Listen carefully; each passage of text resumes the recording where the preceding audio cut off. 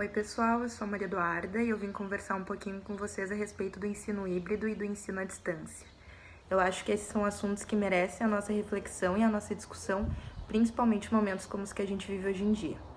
Para começar, eu vou explicar um pouquinho para vocês o que é cada um deles e de que forma que eles acontecem. O ensino à distância é caracterizado por ser 100% virtual e com o auxílio de tutores.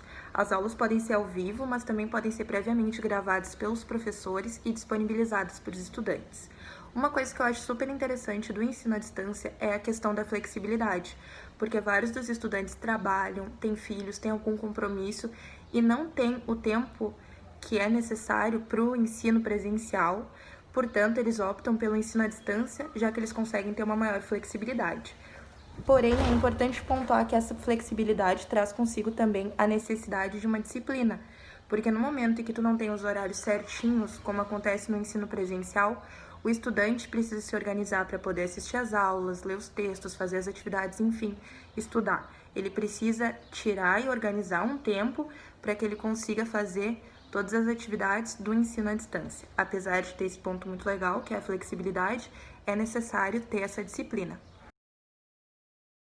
O ensino híbrido é aprovado pelo MEC desde o ano de 2004 e ele é o ensino ideal para quem busca o ensino presencial, porém precisa dessa maior flexibilidade de tempo. Ou seja, o ensino híbrido acontece de forma semipresencial, ele é tanto online quanto offline.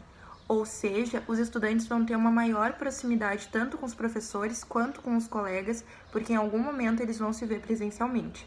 As provas também são necessárias, tanto quanto no ensino à distância, porém, diferente do ensino à distância, elas acontecem de modo presencial. Depois de assistir os vídeos e de ler o material que foi disponibilizado, eu consegui fazer algumas reflexões e pensar um pouco mais a respeito desses dois tipos de ensino. Eu fiquei sabendo, por exemplo, que o ensino à distância ficou muito popular no período pós-guerra. E também fiquei sabendo que aqui no Brasil ele se iniciou a partir do século XIX, com o início dos cursos por correspondência e depois o início dos cursos via rádio.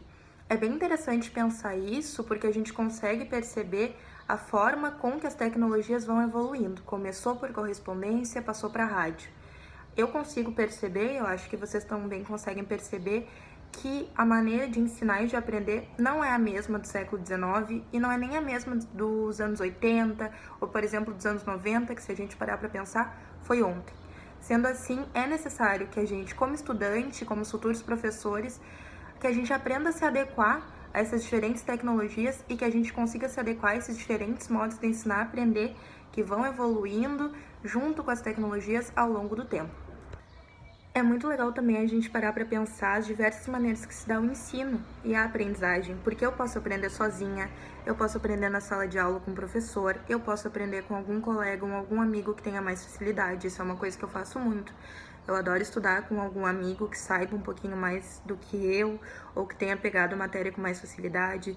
A gente pode aprender com videoaula no YouTube, a gente pode aprender com podcast, com cursos online, e a gente pode aprender indo para a sala de aula e pensando, estou indo para aprender, como a gente pode aprender apenas conversando sem nem perceber que a gente está aprendendo. Acho que é interessante eu trazer aqui também a questão das pessoas que estão geograficamente distantes e que precisam desse ensino virtual para que elas tenham realmente acesso ao ensino, porque talvez na comunidade em que vivem não tenham internet ou que lá elas não tenham o acesso a um computador, e também as pessoas que têm filhos ou que têm um trabalho que não disponibiliza uma carga horária muito flexível e que usam desse ensino à distância ou desse ensino híbrido justamente para terem a possibilidade. Eu acho que o ensino híbrido e o ensino à distância dão muitas possibilidades.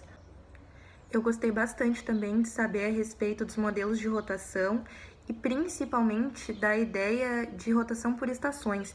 Eu acho que é bem importante que existisse esse modelo desde o ensino fundamental para que na vida adulta, quando a pessoa for optar, ou se ela precise ter um ensino à distância ou híbrido, ela já tenha tido no mínimo algum contato com essa forma de aprender.